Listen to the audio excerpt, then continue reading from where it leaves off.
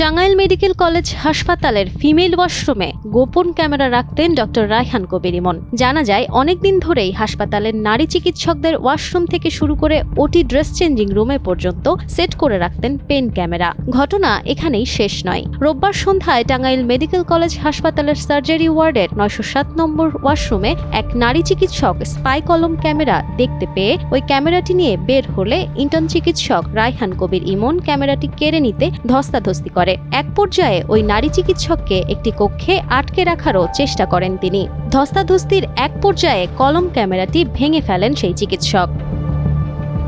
রোববার রাতেই ওই নারী চিকিৎসক যৌন হয়রানির অভিযোগ এনে হাসপাতালের পরিচালক বরাবর লিখিত আবেদন করেন। সোমবার সার্জারি বিভাগের অধ্যাপক ডক্টর মোহাম্মদ আবু হানিফকে সভাপতি করে ৫ সদস্যের তদন্ত কমিটি গঠন করে হাসপাতালের পরিচালক। সোমবার দুপুরে হাসপাতাল কক্ষে বিষয়টি জানার চেষ্টা করা হলে ইমন সহ পরিচালককে তার কক্ষে অবরুদ্ধ করে রাখে অন্যান্য চিকিৎসকরা।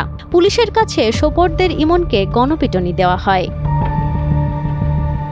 টাঙ্গাইল মেডিকেল কলেজ হাসপাতালের পরিচালক মোহাম্মদ আব্দুল কুদ্দুস বলেন, এই ঘটনায় ৩ কর্মদিবসের মধ্যে তদন্ত প্রতিবেদন দেওয়ার কথা রয়েছে। প্রাথমিকভাবে ইমনকে বহিষ্কার করা হয়েছে। ইমনের দৃষ্টান্তমূলক শাস্তি দাবি করেন তিনি।